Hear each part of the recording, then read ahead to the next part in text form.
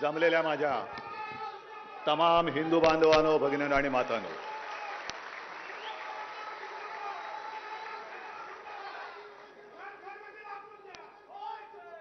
विजयादशमीच्या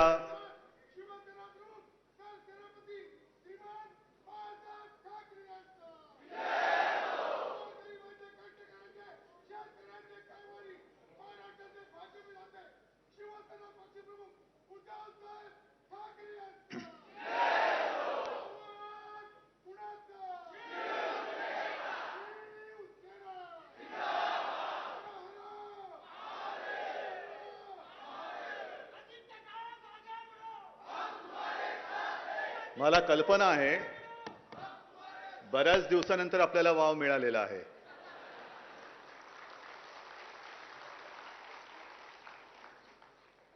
आवाज तसा कोणी आपण आपला दाबू शकत नाही आणि आवाज दाबणारा अजून नाही, कधीच जन्माला येऊ शकत नाही.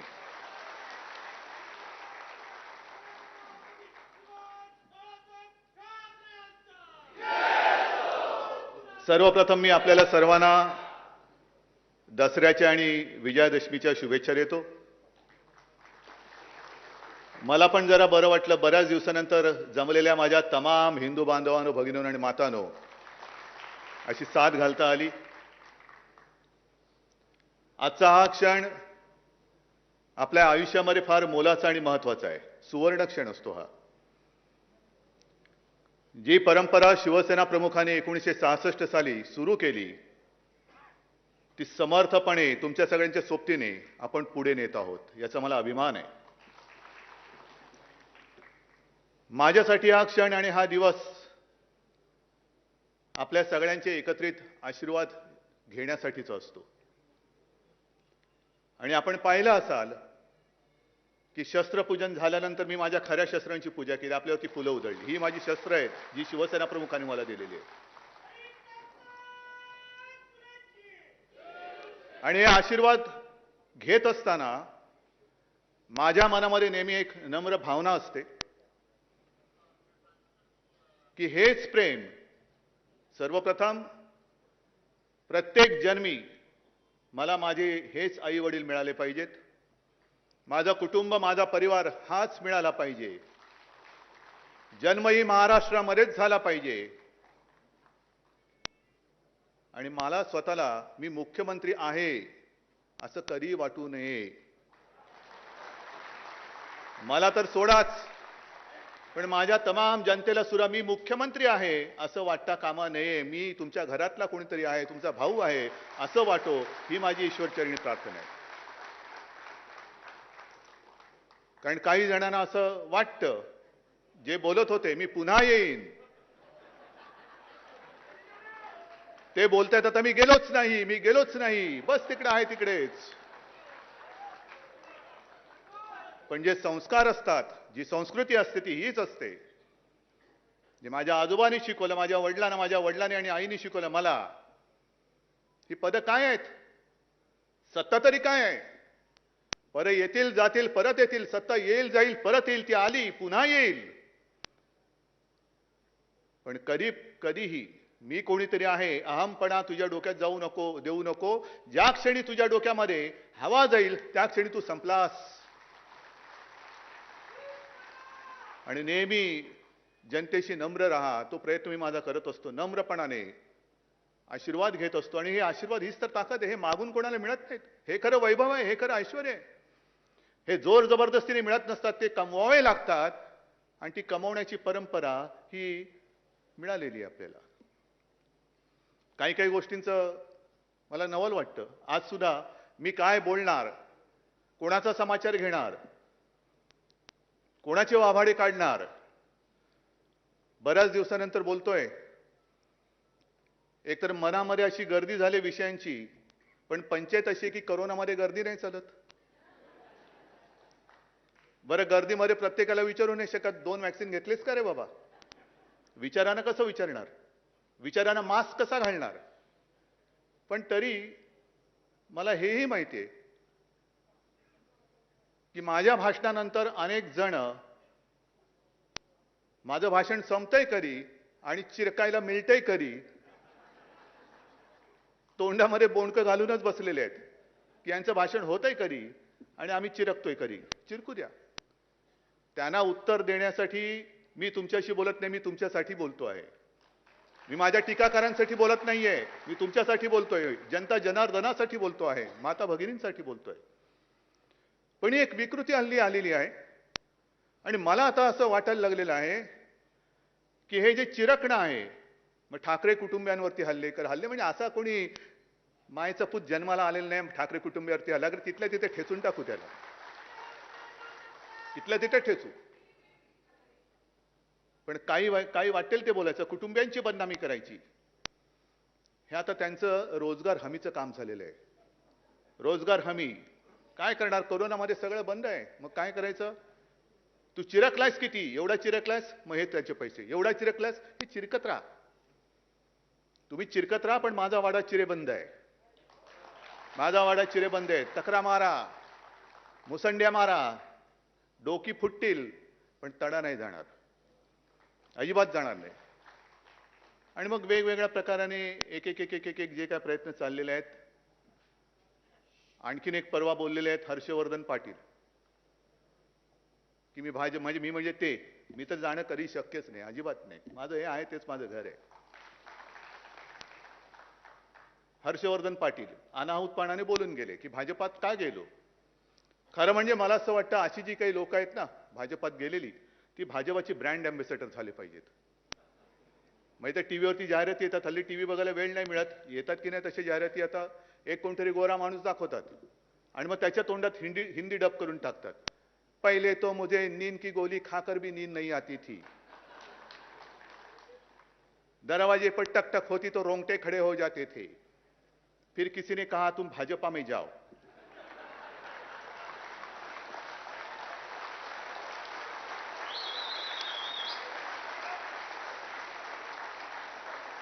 अब भाजपा पे जाने के बाद मैं कुंभकर्ण जैसी नींद सो सकता हूं, दरवाजे पर ठोका तो भी उठता नहीं हूं. ही काय लायकीची माणसं आणि ही आपल्या अंगावरती येत आहेत, आपल्याला आव्हान देत आहेत. हिम्मत असेल तर अंगावर या. अंगावर हा, आम्ही कोणाच्या अंगावर जात नाही, पण कोणी आलं तर आम्ही सोडत नाही. आम्ही कशाला येऊ तुमच्या अंगावरती? काय आहे तसं? लायकी तरी आहे का? पात्रता तरी आहे का? पण हीच शिकवण आम्हाला शिवरायांनी आणि शिवसेना प्रमुखांनी दिलेली, हे विसरू नका.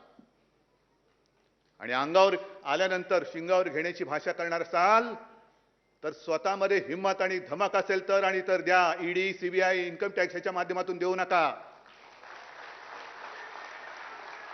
मी सुद्धा आज पक्षप्रमुख म्हणून जर आव्हान द्यायचं झालं तर माझ्या ह्या मर्द शिवसैनिकांच्या माध्यमातून देईन, त्यांच्या ताकदीवरती देईन. मुख्यमंत्री म्हणून देणार नाही. नाहीतर आव्हान द्यायचं आणि पोलिसांच्या मागे लपायचं, याला नामर्द म्हणतात. हे मर्दाचं लक्षण नाही, हिंदुत्वाचं तर नाहीच नाही, अजिबात नाही. पण काय जणांची वक्तव्याची 2 वक्तव्य तुम्हाला मी सांगितली. तसंच आणखीन एक विषय आहे. हिंदुत्व तर आहेच, विजयादशमी म्हटल्यानंतर हिंदुत्वाची विचारधारा तर आलीच. आज 2 मेळावे असतात, एक आपला आणि दुसरा RSSचा. आपले विचार एक आहेत, धारा वेगळ्या असू शकतील, पण विचार एक होते आहेत. म्हणून आणि म्हणूनच आम्ही केवळ आणि केवळ हिंदुत्व म्हणून भारतीय जनता पक्षाची युती केली होती. ज्यांना अजूनही वाटते मी मुख्यमंत्री, मी म्हणजे ते आहेत, राहिला असतात. जर तुम्ही शिवसेनेला दिलेलं वचन मोडलं नसतं तर कदाचित आज नाही तर उद्या तुम्ही सुद्धा मुख्यमंत्री परत झाला असतात, पण तुमच्या नशिबात नव्हतं, म्हणून तुम्ही वचन मोडलं. आणि मी हे पद स्वीकारलं, एका जबाबदारीने स्वीकारलं की केवळ आणि केवळ मी माझ्या पित्याला दिलेलं वचन म्हणून मी हे पद स्वीकारलं. शिवसेना प्रमुखांना दिलेलं वचन, तसं म्हटलं तर ते वचन अजून पूर्ण झालेलं नाही. मी त्यांना सांगितलं तुमचा शिवसैनिक मी मुख्यमंत्री करून दाखवीन, आणि तो मी दाखवीनच.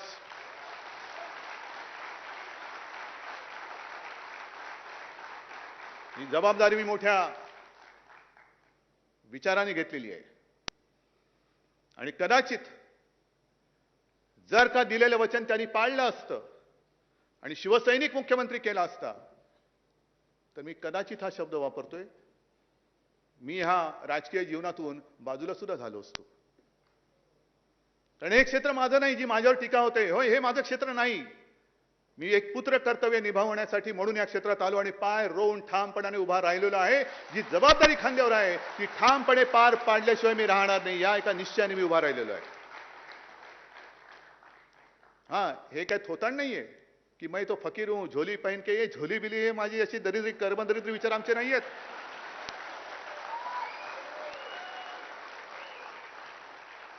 हे विचार आमचे नाहीत.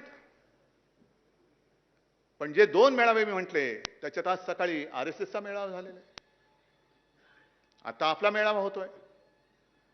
हिंदुत्व ही विचारधारा एक आपल्या दोघांमध्ये समान आहे, एक धागा समान आहे. आणि हिंदुत्व म्हणजे काय, मला मोहनजींना सांगायचे की मोहनजी माफ करा, मी जे काय बोलणार आहे ते कृपा करून मी तुमच्यावरती टीका करतोय असं समजू नका. पण तुम्ही जे काय सांगत आहात आणि मी जे काय सांगतो आहे ते जर का आपलीच माणसं ऐकणार नसतील तर ही मेळावीची थेर करायची तरी कशाला. गेल्या वर्षी सुद्धा जे मोहनजींनी सांगितलं होतं हिंदुत्व म्हणजे काय, मी आणले त्यांची वाक्य ही आणलेली आहेत. पण एक मुद्दा मी स्पष्ट करू इच्छितो की आमचं हिंदुत्व म्हणजे काय, आमचं हिंदुत्व हे राष्ट्रीयत्व आहे. आणि शिवसेना प्रमुखांनी अनेकदा सांगितलेलं आहे, तुम्ही सुद्धा त्याला साक्ष आहात, की पहिल्यांदी आपण माणूस म्हणून जन्माला येतो, जात पात धर्म हा नंतर आपल्याला चिकटतो. मग काय करायचं आहे, धर्माचा अभिमान असायला पाहिजे, धर्म पाळायचा पाळला पाहिजे. पण प्रत्येकाने आपापला धर्म आपल्या घरात ठेवायचा आणि घराबाहेर जेव्हा मी पाऊल टाकतो तेव्हा हा माझा देश, हाच माझा धर्म असलाच पाहिजे, हे आमचं हिंदुत्व आहे. पण हा विचार आमचा आहे, ही शिकवण आम्हाला दिलेली आहे. अशी शिकवण घेऊन आम्ही घराबाहेर पडतो आणि देश हा माझा धर्म म्हणून जेव्हा आम्ही वाटचाल करत असतो त्यावेळेला जर का आमच्या वाटेमध्ये स्वतःच्या धर्माची मस्ती घेऊन मध्ये कोणी अडथळा आणला तर मग मात्र आम्ही एक कडवट देशाभिमानी, राष्ट्राभिमानी हिंदू म्हणून त्याच्या समोर उभे राहिल्याशिवाय राहणार नाही. ही सुद्धा आमची पुढची शिकवण आहे. हल्ली काय झालेलं आहे, नुसतं ब्ला ब्ला ब्ला ब्ला बोलत जायचं, टीका करायची, विचारांचा पत्ता नाही, कशात काही नाही, एकाचं पायपोस दुसऱ्यात नाही. आणि आज सुद्धा जे मोहन भागवतांचे जे आहेत विचार,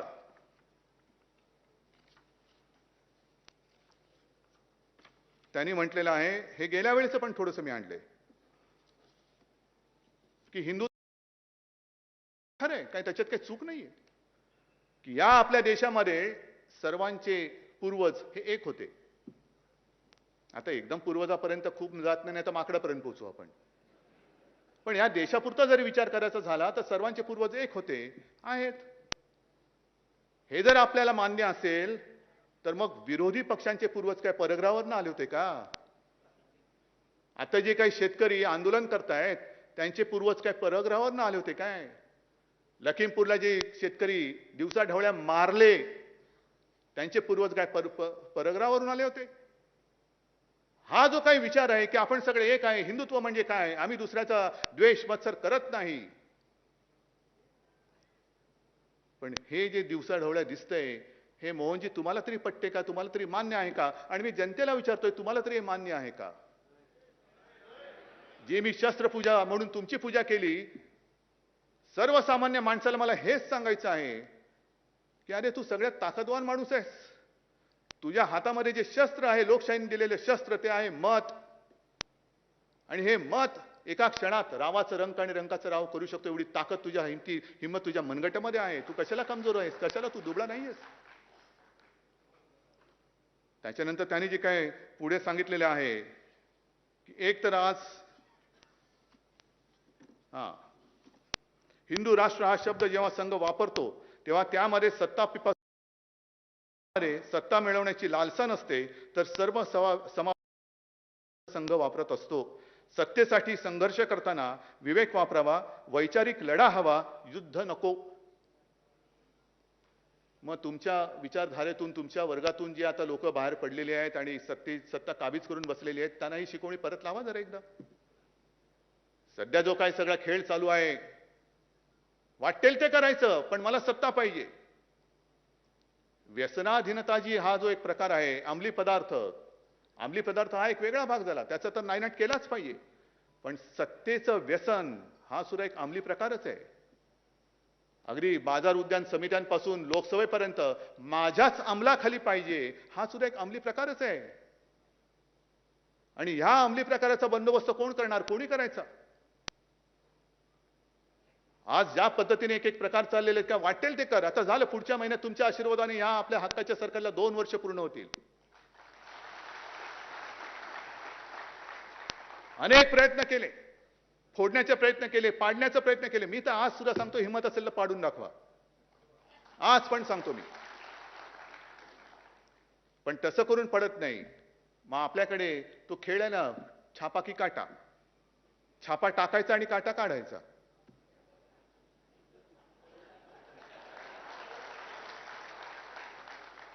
छापा की काटा. मग तिकडनं विचारतं, टाकला छापा, काढला काटा. हे जास्त थेर चालू नाही शकत. हा देशाचा अमृत महोत्सवी, स्वातंत्र्याचा अमृत महोत्सव सुरू आहे. त्यावेळेला जसा संपूर्ण देश पेटला होता आणि त्या देशामध्ये महाराष्ट्र लाल बाल आणि पाल. महाराष्ट्र एक पुढे होता, पंजाब पुढे होता आणि बंगाल पुढे होता. बंगालनी त्यांचं कर्तृत्व दाखवलेलं आहे. मी खरोखर ममता दीदींना आणि बंगाली जनतेला धन्यवाद देतोय, अभिनंदन करतो आहे की तुम्ही ती एक जिद्द, न झुकण्याची जिद्द ही कायम ठेवलेली आहे. आणि ती जिद्द आपल्या सुद्धा रगारगामध्ये आणि रक्तामध्ये आहे, ही आपल्याला तयारी ठेवावी लागेल. हर हर महादेव म्हणजे काय असतं ते कदाचित पुन्हा एकदा दिल्लीच्या तख्ताला दाखवण्याची वेळ येऊ नये, पण आलीच तर दाखवावंच लागेल. मग हा सत्ता पिपासूपणा नाहीये. वैचारिक लढा ठीक आहे ना, ह्याच्यात कुठला विचार आहे? म्हणजे मला दुःख, राग हा काय येतो? तर मगाशी मी जो उल्लेख केला, तोंडामध्ये बोंडकं घालून बसले असतील शिवसेनेला बदनाम करणारी लोक. अरे जर का 92-93 साली शिवसैनिक हे मर्द उतरले नसते तर तुमची बोंडकं आणि तुम्ही कुठे असतात आता कळलं तरी असतं. एक जो माहितीच्या अधिकारामध्ये माहिती मागवली गेली की या देशामध्ये हिंदुत्व धोक्यात आहे का, हिंदुत्वाला धोका आहे का? आणि केंद्रीय गृहमंत्र्यांनी सांगितलं, गृह मंत्रालयाने सांगितलं की हिंदुत्वाला तसा धोका नाहीये. याच तर दिवसाची आणि याच क्षणाची वाट बघत होतो आपण. पण हिंदुत्वाला आता धोका नाहीये म्हटल्यानंतर आता खरं हिंदुत्व हे धोक्यामध्ये आहे. आणि ते तर हे उपटसुंब नव हिंदू जे उगवलेले आहेत त्यांच्यापासून त्यांना खरा धोका आहे. राजनाथ सिंग आणि परवा तो एक वाद म्हणजे विधान एक वादग्रस्त झालं की सावरकरांबद्दल त्यांनी केलेले विधान कशाला जात आहे? सावरकरा शब्द उच्चारण्याची आपली लायकी तरी आहे का? गांधीजी उच्चारण्याची आपली लायकी तरी आहे का? गांधीजी समजलेत का सावरकर समजलेत?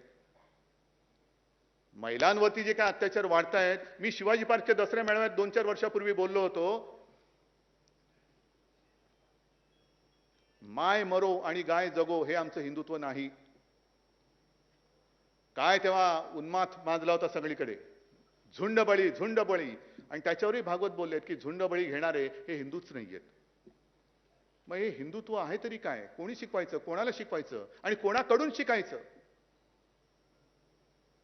जर हिंदुत्वाला धोका नाही आहे हे आजचं जर का सत्य असेल तर मग जेव्हा हिंदुत्वाला धोका होता त्यावेळेला एकच मर्द, ते म्हणजे एकमेव हिंदू हृदय सम्राट शिवसेना प्रमुख बाळासाहेब ठाकरे हा हिंदुत्वाच्या दुश्मनांसमोर उभा राहिला होता. हिंदुत्वाच्या दुश्मनांसमोर उभा राहिला होता. काय कसली पर्वा नाही केली. अनेक धमक्या आल्या, उडवून टाकू. अरे काय उडवून टाकू?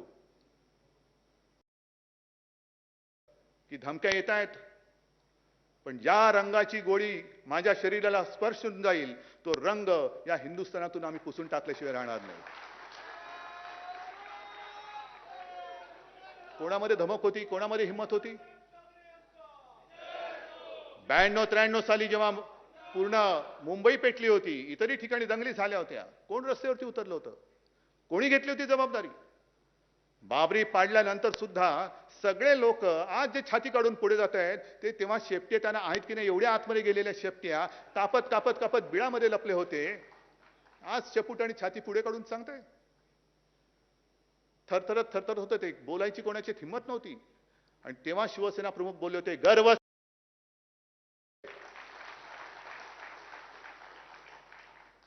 आणि तेव्हाही मुंबई वाचवली होती ती पोलिसांच्या मदतीने नाही, लष्कराच्या नाहीच नाही. पोलीस आणि लष्कर हे शिवसैनिकांना पिटत होते. मला आठवतंय कुर्ला चेंबूर भागातली कुठली तरी झोपडपट्टी असेल, मी गेलो होतो तिकडे. एका झोपडीत गेलो, अंगावरती शहारा आला माझ्या. संपूर्ण झोपडी म्हणजे घर उद्ध्वस्त झालेलं, गॅस सिलेंडर पडलेला आहे, कपडे पडलेले आहेत, बांगड्या फुटलेल्या आहेत, रक्ताचा सडा पडलेला आहे. मी विचारलं शिवसैनिकांना, काय रे काय झालं इकडे? तर नाही, इथल्या महिलेला घरात कोणी नाही असं बघून हे जे हैवान होते ते उचलून नेत होते. घरामध्ये कोणी नव्हतं, कारण घरातले सगळे जे पुरुष होते ते कामासाठी बाहेर गेलेले. मग ते म्हणाले, नाही, आमच्या जेव्हा लक्षात आलं तेव्हा आम्ही घुसलो. मग त्यांच्याकडे कोयते, तलवारी, सगळ्या काही गोष्टी होत्या. म्हटलं तुम्ही काय केलं? मग त्याला बाजूला मला नेलं. एक सिंगल ब्रिक वॉल ज्याला म्हणतो ना, ती अशी अर्धवट पडलेली होती. तर त्यांनी मला सांगितलं की धक्के मारून आम्ही ह्या भिंतीला पाडलं आणि त्या विटा घेऊन त्यांच्यावरती मारले, तेव्हा ते पळून गेले. हा माझा मर्द शिवसैनिक आहे. हा मर्द शिवसैनिक.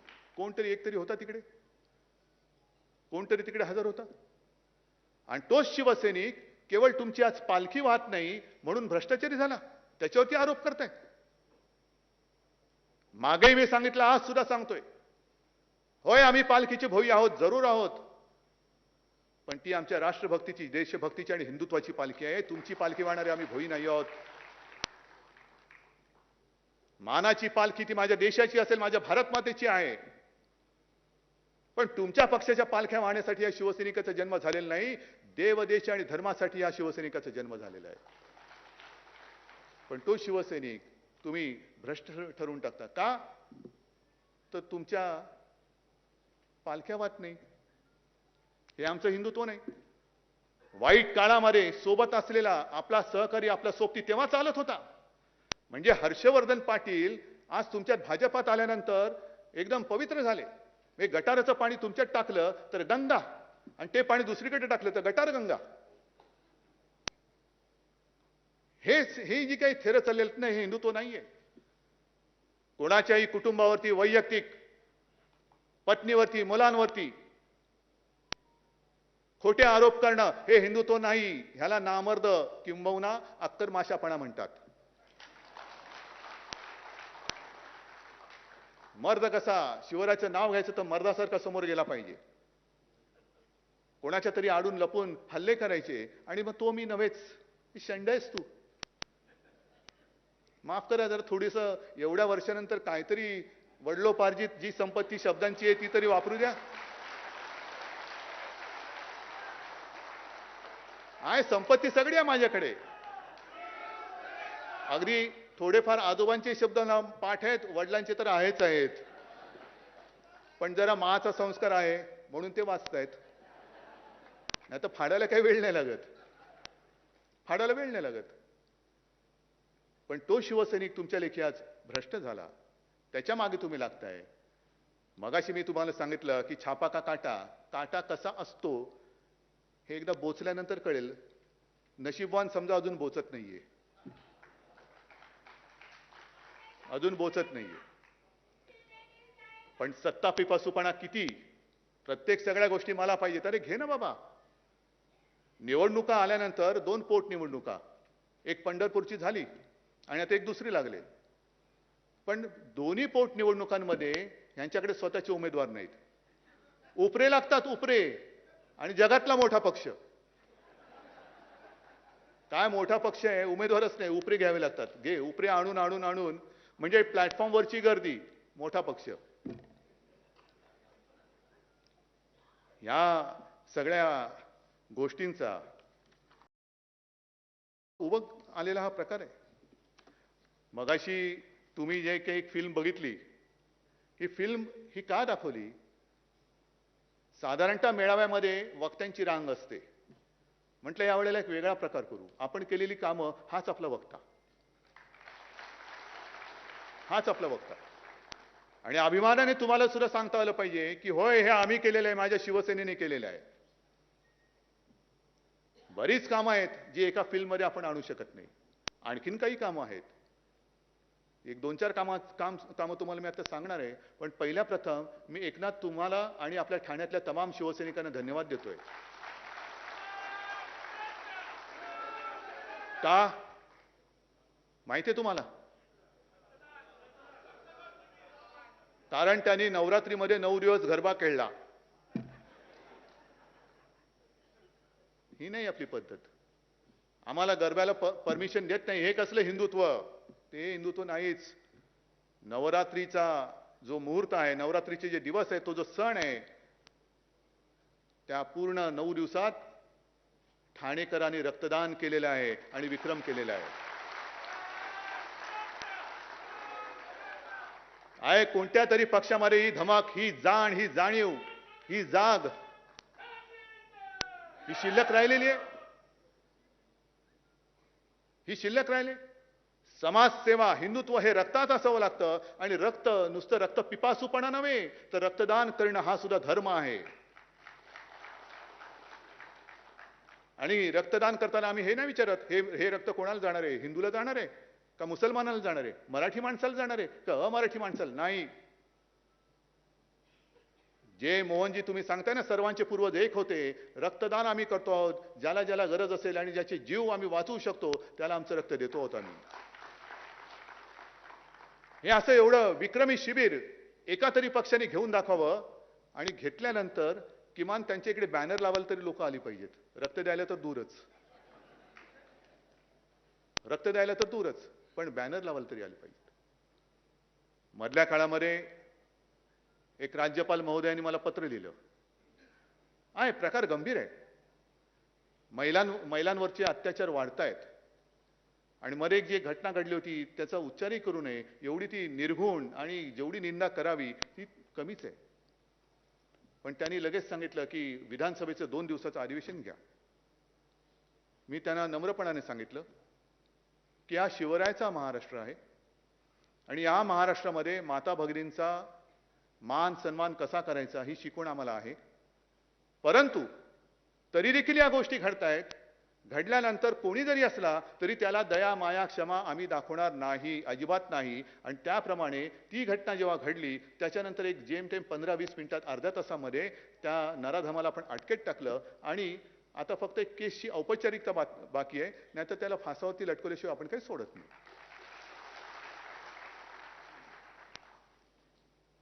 पण 2 दिवसाचं अधिवेशन घ्या म्हणून मी नम्र विनंती केली.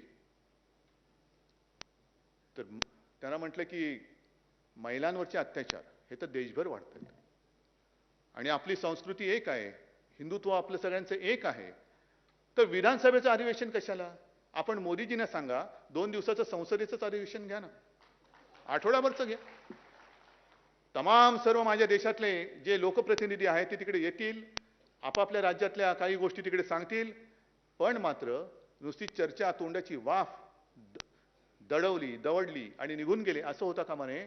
पक्क काहीतरी एक ठोस आपण उपाययोजना काय करू शकतो हे ठरवलं गेलं पाहिजे. नाहीतर यायचं एखादी घटना घडल्यानंतर अश्रू ढाळायचे, मला माफ कर, मला माफ कर आणि निघून जायचं. तसं नाही. काय करायचं सांगा. कायदा करायचा करतो आहोत, कडक शासन करायचं करतो आहोत. पण एकूणच ह्या घटना थांबतील कशा? घटना घडल्यानंतर काही करायचं, त्याच्याऐवजी घटना होणार नाहीत ह्याच्यासाठी देशात एक काहीतरी आपण करूया ना, काहीतरी करू चांगलं. पण नेमकं काय होतंय की महाराष्ट्राकडे एका वेगळ्या नजरेने पाहिलं जाते. महाराष्ट्रामध्ये काही एखादं घडलं की गळा काढायचा, लोकशाहीचा खून झाला. मग महाराष्ट्रामध्ये लोकशाहीचा खून झाला म्हणून गळा काढत असाल तर उत्तर प्रदेशमध्ये काय लोकशाहीचा मळा फुललेला आहे काय? म्हणजे जसं मी शिवसैनिकांचं सांगितलं की त्यावेळेला हिंदुत्व विरोधात जे नराधम रस्त्यावरती उतरले होते त्यांना शिवसैनिकांनी त्यांच्या हिमतीवरती अडवलं होतं, वार छातीवरती घेतले होते आणि छातीवरती वार केले होते. त्याचप्रमाणे 26 नोव्हेंबर कोणी विसरू शकत नाही. जो अतिरेकी हल्ला मुंबईवरती झाला होता, कशाला आपण ते स्मृतिदिन आणि सगळ्या गोष्टी साजऱ्या करायच्या? साजऱ्या नाही, स्मृतिदिन पाळायचे. ओंबळे गेले, करकरे, कामटे हे सगळे पाळत असताना ज्या वेळेला अतिरेकी घुसले होते आणि त्यांच्या सोबत त्यांच्या बरोबरीने स्वतःच्या जीवाची पर्वा न करता जे माझे पोलीस लढत होते, आपले पोलीस लढत होते, त्यांचं कौतुक करायचं की त्यांना माफिया बोलायचं. आलेत ना इकडे सुद्धा नांगरे पाटील असतील, आहेत, मला बाहेर भेटले, असे अनेक पोलीस आहेत, अनेक पोलीस आहेत. एक गोळी त्यांचा छेद घेऊ शकत होती, हृदयाचा नाही तर डोक्याचा. का राहिलं असतं? पण त्यांनी पर्वा नाही केली. जसा सैनिक तिकडे सीमेवरती लढतो त्याच जिद्दीने आणि त्याच हिमतीने लढणारे हे माझ्या महाराष्ट्राचे पोलीस आहेत. मला अभिमान आहे त्यांचा. पण अतिरेक्यांबरोबर लढणारे हे पोलीस केवळ तुम्हाला बोंबाबोंब करायला चालले आहेत. होळीला वेळ आहे, अजून शिमगा आहे, तुमच्या घरी 24 तास शिमगा असेल तर मी काही करू शकत नाही त्याला. आमच्याकडे कसे सणवार असतात, शिमगाही असतो, पण कधी नवरात्री असते, कधी दिवाळी असते, कधी गणपती बाप्पा येतात, म्हणजे शुभ असे पण सण असतात. पण काहींच्या घरी 24 तास शिमगा असतो. मग शिमगा करायला तुम्हाला जाताना जर का अडवलं म्हणून माझे पोलीस माफिया, तर मग त्या अखिलेश यादवला त्यांच्या घराच्या तिकडे अडवलं, प्रियांकाला अडवलं, छत्तीसगडच्या मुख्यमंत्र्यांना अडवलं. म्हणजे अखिलेश यादवच्या इकडे तर जवळपास रणगाडे आणण्याचं बाकी होतं, बाकी सगळा बंदोबस्त लावला होता. हे माझे पोलीस जर माफिया असतील तर उत्तर प्रदेशचे पोलीस काय भारतभूषण किंवा भारतरत्न आहेत? लखीमपूरला जे काही घडलं, का नाही पोलीस त्यांना अडवू शकले? सत्ता पिपासूपणा आणि न्यायवृत्ती ही केवळ आणि केवळ महाराष्ट्र तर राहीलच. कोणी टीका केली नाही तरी मला परवा नाही, पण महाराष्ट्र हा न्यायाला आणि सत्तेला नव्हे, सत्याला जागणारा हा प्रदेश आहे. सत्याला जागणारा हा प्रदेश आहे. पण नुसतं बेंबीच्या देठापासून ओरडत राहायचं की लोकशाहीचा खून झाला, ह्याचं ते झालं, त्याचं ते झालं. अरे देश खूप मोठा आहे आणि हा देश आज आपल्या स्वातंत्र्याचा अमृत महोत्सव साजरा करतोय. काय अमृत महोत्सव, याचं काय आपण केलेलं आहे? कधीतरी आपण याचा विचार केला का की पूर्वी ज्यांनी आपल्या देशासाठी रक्त सांडलं ते जर का समजा मगाशी म्हटलं सावरकर आणि गांधीजी या सगळे जे चिरकुट वाद करणार आहेत त्यांच्यासमोर उभे राहिले, काय रे बाबा, काय मी तुला समजलंय, सांग तू काय केलंस देशासाठी? मी तर हे केलं. सावरकर म्हणतील की त्यांनी काय हाल अपेष्टा सोसल्या ते सांगतील, गांधीजी सांगतील, आणखीन कोणी सांगतील. पण त्यांच्यावरनं वाद करणारे जे कोणी आज आहेत त्यांनी देशासाठी काय केलं हा प्रश्न दुसऱ्यांनी विचारण्याच्या आधी स्वतःला स्वतः का नाही विचारून बघत? ना कधी कुठे स्वातंत्र्य लढ्यामध्ये हिस्सा होता, ना कधी कुठे काही आंदोलनामध्ये हिस्सा होता, पण भारत माता की जय जोरात ओरडलं की जवानापेक्षा मी जास्त देशभक्त होतो. हे माझ्या देशाचं दुर्दैव आहे आज, हे माझ्या देशाचं दुर्दैव आहे. अनेक जणांची ती आता एक शैली झालेली आहे की भाषणाला उभं राहिल्यानंतर भारत माता की जोरात ओरडायचं, मग वंदे मातरम. काय केलं काय तुम्ही देशासाठी? काय करणार काय आहात? 75 वर्ष झाली स्वातंत्र्याला. कधीतरी आपण थांबून कधीतरी पाठी वळून बघणार आहोत की नाही की मी माझ्या देशात नेमकं केलं काय आणि माझा देश नेमका चाललाय कुठे? मला तर स्पष्ट वाटतं की अमृत महोत्सवामध्ये नुसतं रोषणाई केली. काल सुद्धा छत्रपती शिवाजी महाराजांच्या पुतळ्याचं आपण रोषणाईचं एक उद्घाटन केलं. तिकडे जे काय शिवाजी पार्क, शिवतीर्थ, त्याच्यात रोषणाई केली. आता आपण इकडे बसलो असताना शिवसेना प्रमुखांच्या पुतळ्याच्या तिकडे रोषणाई सुरू करतो आहोत. बस झालं आमचं काम. पुढच्या 15 ऑगस्टला खिशावरती तिरंगा लावायचा आणि फिरायचं हातात झेंडा घेऊन, भारत माता की. नाही, या वर्षामध्ये काही गोष्टींवरची चर्चा व्हायला पाहिजे, उघड चर्चा व्हायला पाहिजे. अमृत महोत्सव आहे ना, मग अमृत मंथन करा. काय नेमका आपला देश आहे कुठे, काय आपण देशामध्ये स्वातंत्र्यात कमावलेलं आहे, काय गमावलेलं आहे, ह्याचा कुठेतरी एक उहापोह करण्याची आता वेळ आलेली आहे. आणि पहिला विषय जसा मी म्हटलं तसा महिलांच्या अत्याचाराचा विषय झाला पाहिजे. आणि त्याच बरोबरीने आपल्या देशाची जी एक पद्धत आहे, संघराज्यावरती सुद्धा चर्चा खुलेपणाने झाली पाहिजे. काय केंद्राचे अधिकार किती आहेत, राज्याचे अधिकार किती आहेत? आणि जेव्हा ही घटना बनत होती तेव्हाही हा वादविवाद झाला होता. अनेक विचारवंतांनी शंका व्यक्त केल्या होत्या की काय ही घटना तुम्ही करतायत. बाबासाहेबांना प्रश्न विचारला होता. ही सगळी कलमं आल्यानंतर केंद्राच्या दडपणाखाली, केंद्राच्या खाली ही राज्य राहतील काय? केंद्र ह्यांना जगू देईल काय? कारण आपला देश जो झालेला आहे तो इंग्रजांच्या वेळेला, इंग्रजांच्या आधी तुकड्या ताकड्यामध्ये विभागला होता. नंतर सगळे येऊन आपण संघ राज्य म्हणून झालो. एक एक राज्य, भाषावार प्रांत रचना झाली. मग राज्याला अधिकार काय? केंद्र वरती राहील आणि राज्य खालती राहतील. आणि तेव्हा ठामपणाने बाबासाहेबांनी सांगितलं होतं की अजिबात होणार नाही. केंद्रा एवढीच सर्व राज्य देखील सार्वभौम आहेत आणि सार्वभौम राहतील. केंद्राला सुद्धा आणि राज्याला सुद्धा केंद्राबरोबरीचेच हक्क दिलेले आहेत. फक्त 3 गोष्टी ज्या आहेत त्या आणि त्याच वेळेला केंद्र राज्याच्या कारभारात हस्तक्षेप करू शकतो. तो म्हणजे एक, आणीबाणीजन्य परिस्थिती, दुसरं परकीय आक्रमण, आणि तिसरं विदेशाबरोबर संबंध कसे असावेत हे ठरवण्याचं धोरण हे केंद्र सरकार घेऊ शकतं.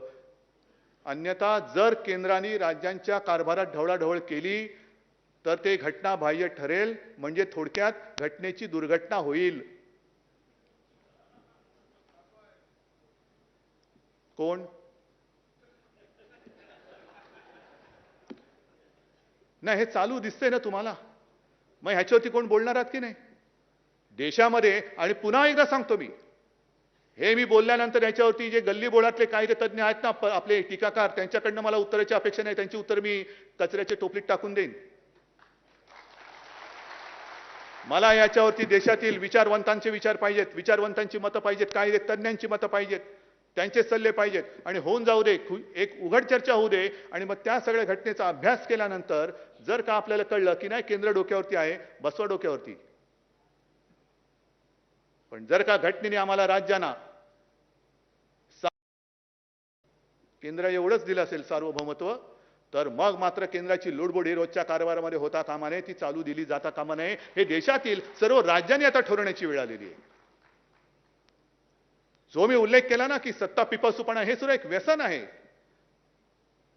पण त्या व्यसनापायी म्हणजे अंमली पदार्थामध्ये जर का नशा कोणाला करण्याची सवय लागली तर त्याच्यात त्याचं स्वतःचं आयुष्य आणि कुटुंब उद्ध्वस्त होतं.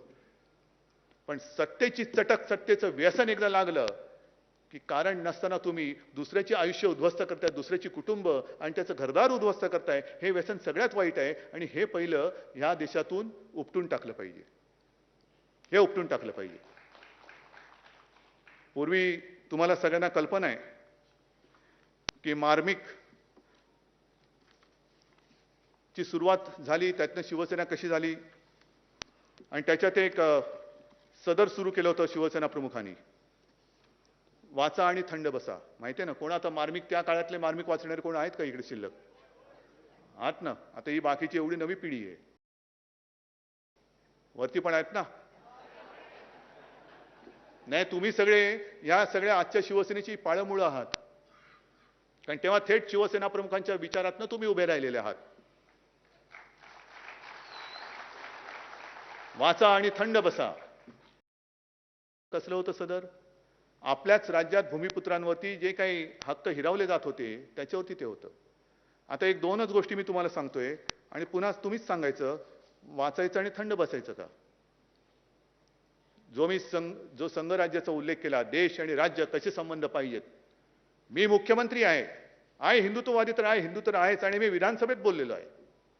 मला काय त्याच्याबद्दल लाज वाटण्याचं कारण नाही, लाज तर वाटूच शकत नाही, भीती तर अजिबात वाटत नाही.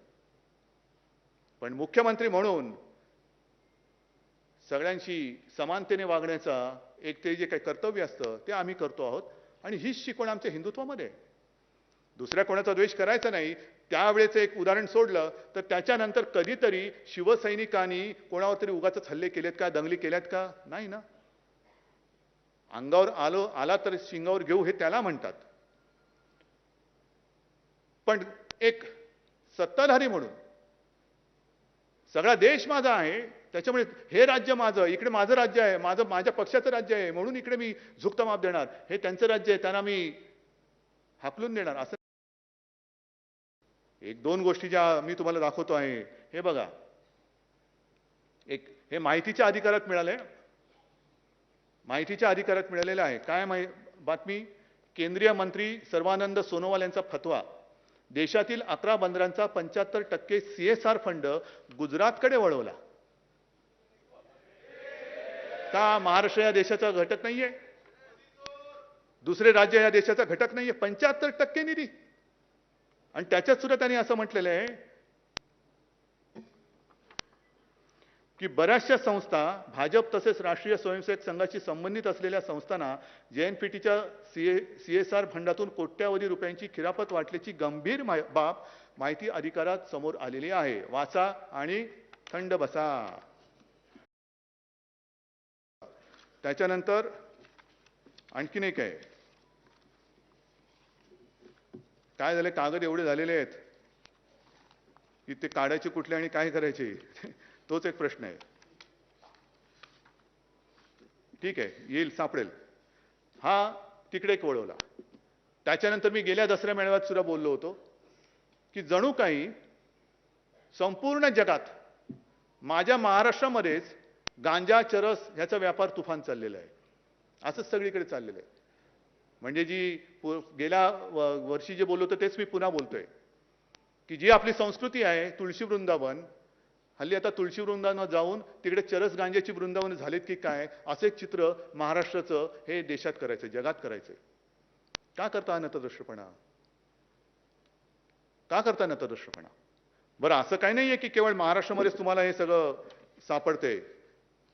हे दोन बातम्या आणखीन एक म्हणजे मुंद्रा अदानी बंदराचा तपास करा हे कोर्टाने सांगितलेलं. तिकडे करोडो रुपयाचा अंमली पदार्थांचा साठा सापडलेला, करोडो रुपये. कुठे येतो हे मुंद्रा आणि अदानी बंदर? बरोबर आहे. त्याच्यानंतर असं काही नाहीये की आपले पोलीस काहीच करत नाही आणि तिकडने जी काही इकडे पाठवतात तेच करतात. तुम्ही इकडे चिमूटभर गांजा तुम्ही म्हणजे ते हुंगत असताना माझ्या पोलिसांनी 150 कोटी रुपयाची ड्रग्ज, 150 कोटी, तुम्ही चिमूटभर गांजा हुंगताय. हुंगा, कुठे हुंगायचे तिकडे तुम्हाला हुंगा. पण हे माझे पोलीस, माझ्या महाराष्ट्राचे पोलीस, काय यांचं शौर्य कमी आहे? काय सगळेच माफिया झालेत? असं काही नाहीये ना की केवळ महाराष्ट्रामध्ये सगळं काही. पण कोणाला तरी एक सेलिब्रिटी घ्यायचा आणि त्याला पकडला म्हणून ढोलकी वाजवायची, फोटो काढून घ्यायचे. पण हे माझे पोलीस, माझ्या महाराष्ट्राचे पोलीस धाडी टाकतायत, करोड रुपयाचा ड्रग्ज पकडून देत आहेत. पण त्यांच्याबद्दल कोणीच काही बोलायचं नाही. बातम्या फक्त एकच चालू, जामीन झाला का, जामीन झाला का, जामीन झाला का, नाही जामीन झाला. आणि दुसरी जी बातमी तुम्हाला सांगत होतो त्याच्यामध्ये सुद्धा हेच आहे. हे कॅगचे ताशेरे आहेत. हे कॅगचे ताशेरे काय आहेत की मोदी सरकार आल्यानंतर गुजरातचा निधी 350% वाढला, थेट संस्थांकडे हस्तांतरित केला गेला. हे कॅगचे ताशेरे आहेत. हे सगळं चाललेले आपल्या डोळ्यात देखत. वाचा आणि थंड बसा. महाराष्ट्रामध्ये अतिवृष्टी झाली आहे ना, दिले ना त्यांना 10,000 कोटीचं एक मदत, आपलं कर्तव्य म्हणून, कर्तव्य निधी म्हणून त्यांना दिलेला आहे 10,000 कोटींचा. जून जुलैमध्ये सुद्धा 11,000 कोटींचा दिलेला आहे.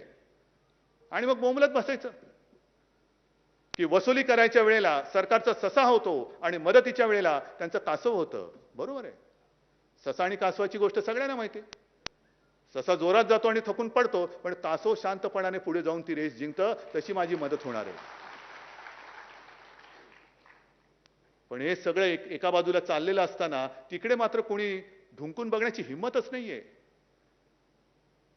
आपल्याला सुद्धा कोविडसाठी जो निधी गोळा करायचा होता, यांचा सगळा निधी गेला तिकडे. आणि आपण जी काही कोविडची लढाई लढतो आहोत ती तुमच्या सगळ्यांच्या हक्काच्या घामाच्या पैशावरती आणि तुमच्या मेहनतीवरती लढतो आहोत.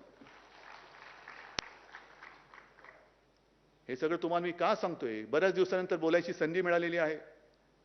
पण हे मी जे तुम्हाला सांगतोय, मी पुन्हा एकदा सांगतो, केवळ कोणावरती टीका करायची म्हणून मी बोलत नाही. पण निदान आता तरी सुधरा. देशाच्या स्वातंत्र्याला 75 वर्ष. आपला देश हा जगातला सगळ्यात तरुण देश म्हणून गणला जातो. का? तर आपल्या देशात युवा शक्ती मोठी आहे. युवा शक्ती मोठी आहे. पण युवा शक्ती मी दोन्ही अर्थाने बघतो. युवा शक्ती ही शक्ती तर आहेच, पण त्यांच्या रिकाम्या हाताला काम दिलं नाही तर तो मोठा बॉम्ब सुद्धा ठरू शकतो आणि तो तुमच्या बुडाखाली लागल्याशिवाय राहणार नाही. तुम्ही त्यांना गुन्हेगार ठरवत आहात. अंमली पदार्थ मिळाले म्हणून तुम्ही गुन्हेगार ठरू शकता त्यांना. गुन्हा केला तर क्षमा करू नका. पण गुन्ह्याकडे का वळतोय? मी केवळ एका मुलासाठी नाही बोलत, मी युवा शक्तीसाठी म्हणून बोलतोय. गुन्हेगारीकडे का वळतोय? शिकतोय. शिक्षणाची सोय आपण वाढवतो आहोत, दर्जा वाढवत आहोत. मुलं शिकतायत, मोठी होत आहेत, मुली शिकतायत, मोठ्या होत आहेत. मुलगी शिकली, प्रगती झाली, नोकरी कुठे? नोकरीच नसेल, जर रिकाम्या हाताला काम नसेल आणि ते हात जर का वेडेवाकडे कुठेतरी त्यांनी वापरले तर गुन्हेगार कोण? गुन्हेगार सत्ताधारी म्हणून आपण असू, तुम्ही सुद्धा असाल आणि आम्ही सुद्धा असू. ही युवा शक्ती फार मोठी शक्ती आहे. आपण म्हणतोय की देश घडवण्याची ताकद ही या युवा शक्तीमध्ये आहे, जरूर आहे. पण युवा शक्ती जर आपण तिला व्यवस्थित घडवली नाही तर देशाची घडी ती बिघडवून टाकल्याशिवाय राहणार नाही. काय वैफल्याशिवाय दुसरं आपण देऊ काय शकतो? नुसतं सत्ता पाहिजे, सत्ता पाहिजे, सत्ता पाहिजे. पण ह्या मुलांना आणि सगळ्या घरच्यांना त्यांना काम पाहिजे. त्यांच्या घरातली चूल पेटत नाही. ते एक दिवस सांगतील तुमचं राजकारण आणि तुम्ही दोघेही जा चुलीमध्ये. माझ्या घरातली चूल कोण पेटवतं ते मला सांगा. पहिली माझ्या घरातली चूल पेटवा आणि मग तुमचे जे काय असतील ना ते सत्तेची डोहाळ जेवणं ती तुम्ही तंतर करा. ही युवा शक्ती फार महत्वाची आहे. आपण एक प्रयत्न करतोय महाराष्ट्रामध्ये या कोरोनाच्या काळात सुद्धा उद्योगधंदे आणण्याचा प्रयत्न करतोय. एक संधी आता जगात आहे असं म्हणतात की चीनमधून बऱ्याचशा कंपन्या बाहेर पडतायत. आपण महाराष्ट्रामध्ये आणण्याचा प्रयत्न करतोय. आपण महाराष्ट्र पुढे नेण्याचा प्रयत्न करतो आहोत. महाराष्ट्र पुढे नेण्याचा प्रयत्न करतो आहोत आणि त्याच वेळेला पोटात दुखतंय म्हणून हे महाराष्ट्राला बदनाम करण्याचा विकृतपणा करता आहेत. महाराष्ट्राला बदनाम करता म्हणजे हे एकतर्फी प्रेमातून जसं होतं ना की एखाद्या मुलीने नाही म्हटलं म्हणून नराधम असतं ते ऍसिड फेकतात, तसं महाराष्ट्राने तुम्हाला नाही म्हटलं म्हणून माझ्या महाराष्ट्राच्या संस्कृतीवरती आणि महाराष्ट्राच्या प्रतिमेवरती तुम्ही ऍसिड फेकताय. कुठे फेडणार आहे पाप? काय मिळवणार तुम्ही महाराष्ट्राला बदनाम करून? अरे सत्ता पाहिजे देऊन टाकतो, जा आणि भोगा सत्ता. पण माझ्या महाराष्ट्राला जे आम्ही काम करतोय ना तसं काम करून दाखवा. आम्हाला तरी दुसरं काय पाहिजे? आम्हाला तरी दुसरं काय पाहिजे? कामं कामं कामं जी मी सांगत होतो की काही कामं आणखीन राहिलेली आहेत. एक 2-3 दिवसापूर्वीच माझ्यासमोर छान प्रेझेंटेशन झालं. सुभाष देसाई बसलेत. आपल्या या मुंबईमध्ये संयुक्त महाराष्ट्राला झाली 60 वर्ष होऊन गेली. पण या मुंबईमध्ये अजूनही मराठी भाषा भवन कोणी केलं नाही. ते आपलं महाविकास आघाडीचं सरकार दिमागदार इमारत माझ्या मराठी भाषा भवन आपण तिकडे उभं करतो आहोत. दिवाकर रावतेंनी सुद्धा खूप पाठपुरावा केला होता. पण कोण ऐकते? मराठी भाषा भवन ना काय त्यातनं मिळणार काय? संस्कार ना जाऊ दे हो, संस्काराचं काय? संभाजीनगरला संतपीठ उभं करतो आहोत. रेवस्ते रेड्डी जो समुद्र मार्ग जो आहे तो आता आपण चौपदरी करतो आणि सिमेंटचं करतो आहोत. अनेक कामं सांगता येतील. पण विशेषतः मुंबईमध्ये जसं मराठी भाषा भवन करतो आहोत तसंच मराठी नाटकाचा इतिहास आणि त्याची वाटचाल सांगणारं मराठीचं रंगभूमी दालन सुद्धा करतो आहोत तिकडे चौपाटीवरती. वरळीला जागतिक दर्जाचं मत्स्यालय करतो आहोत. धारावीमध्ये तिथल्या लोकांचं तर पुनर्वसन करणारच. पण धारावीमध्ये जागतिक दर्जाचं आर्थिक केंद्र सुद्धा आपण करणार आहोत. घर तर पाहिजेच. घर दिल्यानंतर मगाशी जी म्हटलं घरातली चूल कशी पेटवायची? नुसती घर घर घर घर घर केलं तर घरघर लागेल पण घरातली चूल नाही पेटणार. आणि म्हणून जागतिक दर्जाचं आर्थिक केंद्र सुद्धा धारावीमध्ये करतो आहोत. आणि आणखीन एक महत्त्वाची गोष्ट जी करतो आहोत ती म्हणजे मुंबईमध्ये एक लष्कराचं संग्रहालय करतो आहोत. हे संग्रहालय म्हणजे काय? नुसतं रणगाड्या आणून उभे केले, कोणाचे फोटो आणून लावले तसं नाही. तिथे माझी कल्पना अशी आहे की जो जवान आपल्यासाठी सरहद्दीवरती उभा राहतो, काही लोक म्हणजे बरीच लढाई कधी बघितलेलीच नाही. 71चं एक युद्ध, त्याच्यानंतर तशी लढाई आणि लढाई होऊ नये. पण लढाई न बघितल्यामुळे आता असं वाटतंय की आपल्याला स्वातंत्र्याची किंमत कळेल अशी झालेली आहे. काय असते लढाई? काय असते लढाई? लढाई म्हणजे काय असते तरी काय? कशी येतात विमानं, कशी टाकतात बॉम्ब, कसा होतो विध्वंस, हे आपण कधी बघितलेलं आणि प्रार्थना आहे ते बघूही नाही. पण याचा अर्थ असा नाही की ते सैनिक तिकडे काय करतात हे कळू नये. हे आपले सैनिक तिकडे प्रतिकूल परिस्थितीत, कडाक्याची थंडी असेल, अत्यंत उष्णता असेल, म्हणजे राजस्थानचं वाळवंट असेल किंवा सियाचेन असेल, -डिग्री टेम्परेचर असेल नाही तर प्लस असेल, त्याच्यामध्ये नुसतं म्हणजे थंड आहे म्हणून स्वेटर घालून उभा राहिलाय असं नाही. तर मी तिकडे अशी दालना करणार आहे की थंड म्हणजे किती थंड, अगदी -20-30 वगैरे नको, नाही तर तिथेच माणसं पडतील आपली. पण एक थंड वातावरण करून जो सैनिक त्याचा पूर्ण युनिफॉर्म घालतो, म्हणजे काय घालतो, बुलेट प्रूफ जॅकेट असतं म्हणजे काय असतं, शिरस्त्राण म्हणजे काय असतं, तो काय काय अंगावरती घेतो, किती वजन असतं, ते जाऊन तिकडे आणि समोर ते सगळं व्हर्च्युअल आता आपण करू सगळं, की कसं कुठून सैनिक हल्ला करू शकतो, दुश्मन हल्ला करू कसा शकतो, काय होऊ शकतं, रणगाडा बसल्यानंतर कसा चालतो, हे सगळं तिकडे सुरू करायचं मला. म्हणजे इथे बसून जे लोक उगाच काहीतरी भारत माता की करतात ना, त्यांना मला ते उत्तर द्यायचंय. नाही, लढ्यात तर सहभागी नव्हता, निदान म्युझियम मध्ये तरी व्हा, नाहीतर म्युझियम मध्ये लोकच तुम्हाला पाठवतील. थट्टा थट्टा थट्टा म्हणजे महिलांचा अपमान, हा जो एक विषय आहे. किती लोक कोणत्या पक्षात मागे मी विधान परिषदेत पण बोललो होतो, तेच आज परत बोलतोय. अतिरेक्यांशी लढणारे माझे पोलीस हे माफिया ठरवता तुम्ही. देशासाठी म्हणजे आपल्यासाठी लढणारा सैनिक, त्यांच्या माता भगिनींची चेष्टा करणारी औलाद ही तुमच्या बाहेर, आणि मग आमच्यावरती बोला. पण हे देशभक्तीचं जे काही बीज आहे, येतील ना मुलं, येतील, त्यांना सुद्धा कळेल सैन्यात काय असतं, कळू द्या. नागरिकांना कळेल, वयोवृद्ध असतील त्यांना कळेल. या अशा सगळ्या गोष्टी आपण या मुंबईमध्ये करतोय. आणि म्हणून मला असं वाटतं नम्रपणाने की बऱ्याच गोष्टी बोलायचे तेवढे मी बोललेलो आहे. आणखीन काही उगाच बोलत बसलो तर त्याला काय अर्थ राहणार नाही, लक्षात काहीच राहणार नाही. आणि मग आता ही वेळ आलेली आहे.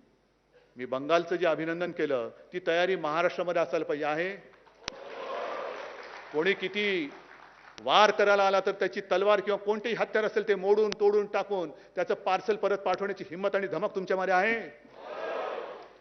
फक्त एकच काम करायचं, ज्याचा उल्लेख मी केला की आता हिंदुत्वाला धोका नाही, माझं मत आहे हिंदुत्व आता खरं धोक्यात आहे. कारण हिंदुत्वाची शिडी करून जे वर चढलेले आहेत ते आता इंग्रजांची नीती साधू शकतात, तोडा फोडा आणि राज्य करा. मराठी अमराठी वेगळे करतील, मराठ्यांमध्ये मराठीमध्ये जातपात आणून, समाज आणून त्या भिंती उभ्या करतील आणि वरती सत्तेची गाजरं खात बसतील. खायला देणार तुम्ही? मग शिवसेना प्रमुखांनी जो एक संदेश दिला होता, मराठा मराठेतर 96 कोळी 92 कोळी, स्पृश्य अस्पृश्य घाटी कोकणी, हा भेदाभेद गाडून मराठी माणसाची भक्कम एकजूट बांधा.